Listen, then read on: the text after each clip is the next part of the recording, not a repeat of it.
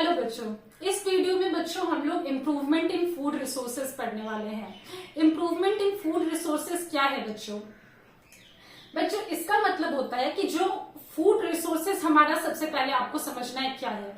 तो बच्चों हम लोग जो ग्रेन्स खाते हैं, सीरियल्स खाते हैं, ये हमारा फूड रिसोर्सेज है। जो वेजिटेबल्स खाते हैं, फ्रूट्स खाते हैं, ये हमारा फूड रिसोर्सेज है।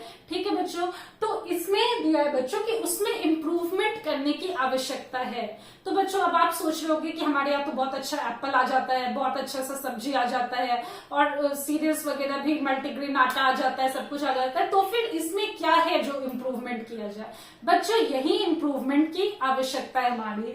क्या इम्प्रूवमेंट की आवश्यकता है बच्चों, और क्यों इम्प्रूवमेंट की आवश्यकता है, और कैसे इम्प्रूवमेंट हम लोग कर सकते हैं, इन सब के बारे में हम लोगों को इस लेसन में पढ़ना है। ठीक है बच्चों, फूड रिसोर्सेज के इम्प्रूवमेंट के बारे में पढ़ना है हम लोगों को इस लेसन में। ठीक है बच्चों, अब है बच्चों की क्या नेसेसरी चीजें हैं एक क्रॉप के ग्रोथ के लिए। क्रॉप क्या होता है बच्चों? क्रॉप एक फसल होती है। ठीक है, जैसे मानो आपने एप्पल का प्लांटेशन किया तो वो एप्पल का वो क्या हो गया? क्रॉप ऑफ एप्पल हो गया। ठीक है बच्चों, एप्पल की फसल हुई। ठीक है बच्चों, उसी तरीके से आपने राइस का फसल किया तो वो क्रॉप राइस के लिए यूज किया जाएगा। ठीक है बच्चों, तो ये क्रॉप किस टर्म में आता है बच्चों? फसल के टर्म में आता है। ठीक है, फसल क्या है बच्चों? क्रॉप है।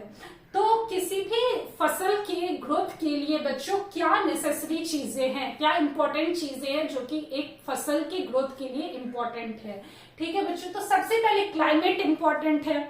ठीक है बच्चों, फसल की ग्रोथ में क्लाइमेट का बहुत ज्यादा इंपॉर्टेंस है। क्यों इंपॉर्टेंस है बच्चों? अब देखो, जैसे मानो आपने राइस का प्लांटेशन किया, ठीक है, तो राइस की जब आप खेती कर रहे हो, आपका क्रॉप यहाँ पे क्या है? राइस मान लेते हैं हम लोग। ठीक है, तो जब आप राइस की खेती करोगे तो उसमें क्या चाहिए हम लोगों को? बहुत सारा पानी लगता है। तो बहुत सारा पानी आप विंटर के सीजन में बहुत सारा पानी आप नहीं दे सकते हो। ठीक है, वो रेनी सीजन यदि रहा तो उसको नेचुरली पानी मिलेगा, है ना बच्चों? नेचुरली उसको बारिश होती रहेगी, पानी मिलता रहेगा, तो वो बहुत अच्छा ग्रो करेगा। ठीक है बच्चों, तो क्लाइमेट की आवश्यकता हुई। ठीक है बच्चों, अब जो विंटर सीजन में जो प्लांट्स ग्रो करेंगे उसको आपको बारिश की जरूरत नहीं होती। अगर बारिश हुआ तो वो फसल बर्बाद हो जाता है। सुनते होंगे कि बारिश हुई तो व्हीट की फसल बर्बाद होगी, जो गेहूं की फसल थी वो बर्बाद हो गई। तो क्यों बर्बाद हो जाती है बच्चों? क्योंकि उसको क्लाइमेट कैसा चाहिए? विंटर सीजन का क्लाइमेट चाहिए। तो इसीलिए बच्चों क्लाइमेट की जरूरत होती है। अब क्लाइमेट है तो बच्चों टेम्परेचर रहेगा ही। टेम्परेचर क्या करेगा बच्चों? टेम्परेचर है कि मान लो जो व्हीट की जो फसल होगी बच्चों, उसको आपको थोड़ा कम टेम्परेचर चाहिए। ठीक है, उसको विंटर सीजन में वो ग्रो करेगा, तो बच्चों उसको आपको कम टेम्परेचर चाहिए, वो कम टेम्परेचर में अच्छा ग्रो करता है। तो बच्चों टेम्परेचर की भी जरूरत हुई। ठीक है बच्चों, अब बहुत गर्मी आ जाएगा तो गेहूं की फसल बर्बाद हो जाएगी। तो बच्चों टेम्परेचर की भी बहुत इंपॉर्टेंस होती है। ठीक है, अब है बच्चों फोटो पीरियड। फोटो पीरियड कहता है बच्चों ड्यूरेशन ऑफ सनलाइट को हम लोग फोटो पीरियड कहते हैं। अब देखो जैसे विंटर रहता है तो विंटर में क्या होता है? सनलाइट कितने देर तक रहता है, मतलब दिन कितने देर तक रहता है? दिन आपको देखोगे कि बहुत जल्दी खत्म हो जाता है। ठीक है, रात बहुत जल्दी स्टार्ट हो जाता है, जैसे 6 बजे ही शाम हो जाएगा, 5 बजे ही शाम हो जाएगा कभी कभी। तो बच्चों क्या हुआ कि दिन आपका खत्म हो जाता है बहुत जल्दी, बहुत छोटी दिन होती है। ठीक है, शॉर्ट डे होता है हमारा। ठीक है, विंटर के टाइम पे। लेकिन गर्मी के टाइम पे आप दिन देखोगे बहुत लंबा होता है। ठीक है, मतलब जो सनलाइट है वो बहुत लंबे टाइम तक के लिए रहता है हमारा, और रात बहुत शॉर्ट होती है। और बच्चों ये क्यों जरूरी है? ये शॉर्टर सनलाइट, शॉर्ट पीरियड, या फिर सनलाइट, लॉन्गर सनलाइट पीरियड, ये क्यों जरूरत है बच्चों इसकी? क्योंकि बच्चों फोटोसिंथेसिस होता है ना, प्लांट्स में फोटोसिंथेसिस होता है। प्लांट्स खुद का खाना बनाता है, फिर वो खाना खाएगा, और प्लांट्स खुद का खाना किसके प्रेजेंस में बनाएगा? ऑब्वियसली सनलाइट की प्रेजेंस में बनाएगा। तो बच्चों जब प्लांट्स खुद का खाना बनाएगा, फिर वो खाना खाएगा, तभी तो उसको एनर्जी मिलेगा, और जब एनर्जी मिलेगा तभी तो उसके सेल्स ग्रो करेंगे। आपके साथ भी यही होता है। हम लोग क्यों खाना खाते हैं? क्योंकि हम लोगों को एनर्जी मिले, एनर्जी मिलेगा तो हमारा सेल्स ग्रो करेगा। उसी तरीके से बच्चों प्लांट्स में भी ये चीज होता है। प्लांट्स में भी बच्चों जब प्लांट्स अब खुद का खाना वो खुद से बनाते हैं, तो वो खाना किसके प्रेजेंस में बनाएंगे? वो बनाएंगे सनलाइट की प्रेजेंस में। तो सनलाइट की प्रेजेंस में वो खाना बनाए, अब वो खाना खा करके उनको एनर्जी मिलेगा, एनर्जी से उनके सेल्स ग्रो करेंगे। तो बच्चों ग्रोथ के लिए फोटो पीरियड भी इसीलिए इंपॉर्टेंट होता है। ठीक है बच्चों, अब है बच्चों सॉइल। सॉइल क्यों होता है? अब जैसे देखो बच्चों, जो व्हीट की फसल है वो किस में होती है, एलुवियल सॉइल में होती है। ठीक है, आपने पढ़ा होगा ज्योग्राफी में कि टाइप्स ऑफ सॉइल के बारे में, तो उसमें एलुवियल सॉइल क्या होता है, जो कि आपको नदी के किनारे वाली जो सॉइल्स होती हैं उन सब में ज्यादा मतलब होता है, फसल होता है उसका, तो सॉइल में। ठीक है, अब मान लो व्हीट की फसल आप डेजर्टी सॉइल में तो नहीं कर सकते हो, आप राजस्थान में नहीं व्हीट उगा सकते हो। ठीक है, पंजाब में उगता है, पंजाब में 5 नदियों का वो होता है ना, वहां पे 5 नदियां हैं, बहती हैं पंजाब में, तो 5 नदियां बहती हैं, सोचो वहां पे कितने सारे व्हीट तब पैदा होते हैं, तो वहां पे एलुवियल सॉइल ज्यादा है बच्चों, है ना, इसीलिए वहां पे व्हीट की फसल होती है, वो एलुवियल सॉइल में हो सकती है। अब उसी तरीके से बच्चों कॉटन को आप ब्लैक सॉइल में ही उगा सकते हो, अब कॉटन को आप एलुवियल सॉइल में तो नहीं ग्रो कर सकते हो। तो बच्चों इसीलिए सॉइल की जरूरत होती है। ठीक है बच्चों, सॉइल आपको इंपॉर्टेंट मिनरल्स, न्यूट्रिएंट्स जो भी प्लांट्स के ग्रोथ के लिए जरूरत है वो प्रोवाइड करता है। ठीक है बच्चों, ये समझ गया आप। तो नेसेसरी चीजें क्या क्या है बच्चों क्रॉप के ग्रोथ के लिए, किसी भी फसल की ग्रोथ के लिए क्या क्या नेसेसरी चीजें रहेंगी, temperature, climate, soil and photo period. ठीक है बच्चों, ये 4 चीजों की जरूरत होती है। अब है बच्चों टाइप्स ऑफ क्रॉप्स, क्रॉप्स कितने टाइप के होते हैं, फसल कितने टाइप के होंगे, तो बच्चों 2 तरह के फसल होते हैं, एक राबी क्रॉप्स होता है, एक खरीफ क्रॉप्स होता है। ठीक है बच्चों, राबी क्रॉप्स को आप विंटर सीजन में ग्रो करोगे, इसका टाइम रहता है आपको नवंबर टू अप्रैल में, अगर आप ग्रो करोगे तो फिर आपको अच्छी फसल होगी। ठीक है, ये विंटर टाइम में ही ग्रो किया जाता है। इसमें आ गया आपको व्हीट आ गया, ग्राम पीस आ गया, मस्टर्ड आ गया, लिनसीड आ गया। ठीक है बच्चों, खरीफ क्रॉप्स कैसा होगा बच्चों, खरीफ क्रॉप्स को आप रेनी सीजन में ग्रो करोगे, रेनी सीजन में आगे आपको जून टू अक्टूबर के मंथ में आप ग्रो करोगे तो वो आपको अच्छी फसल देगी। ठीक है, ग्रोन इन रेनी सीजन में खरीफ क्रॉप्स को किया जाता है, जैसे पैडी हो गया, धान हो गया, राइस की फसल हो गई, फिर सोयाबीन हो गया, अरहर हो गया, मेज हो गया, कॉटन हो गया, ग्रीन ग्राम, ब्लैक ग्राम, ये सारे बच्चों आ जाता है आपको खरीफ क्रॉप्स में। खरीफ क्रॉप्स को रेनी सीजन में आप ग्रो करोगे, दैट इज जून टू अक्टूबर के मंथ में, जब थोड़ी थोड़ी बारिश होती रहती है, अक्टूबर सब में भी थोड़ी थोड़ी बारिश होती है।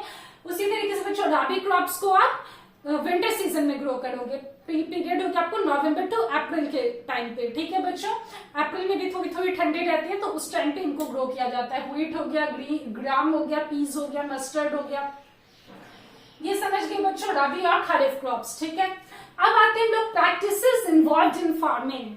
फार्मिंग में क्या क्या आपको जरूरत है। अब जैसे मानो आपने सोचा कि मैं आगे चल के फार्मिंग का बिजनेस करूंगा, तो फार्मिंग आप जब करोगे, जब आप खेती करोगे तो उस फार्मिंग में आपको क्या जरूरत होगी। ठीक है बच्चों, अब आप सोचोगे कि क्या जरूरत होगा यार, क्या मतलब मुझे करना होगा फार्मिंग करने के लिए, आप गूगल पे जाओगे, सर्च करोगे कि मुझे फार्मिंग करने के लिए क्या क्या चीजें की जरूरत होगी। तो चलो मैं आपको यहाँ पे बताती हूँ। ठीक है, आपको फार्मिंग के लिए सबसे पहले choice of seed for plant. ठीक है, आपको सीड लेना होगा।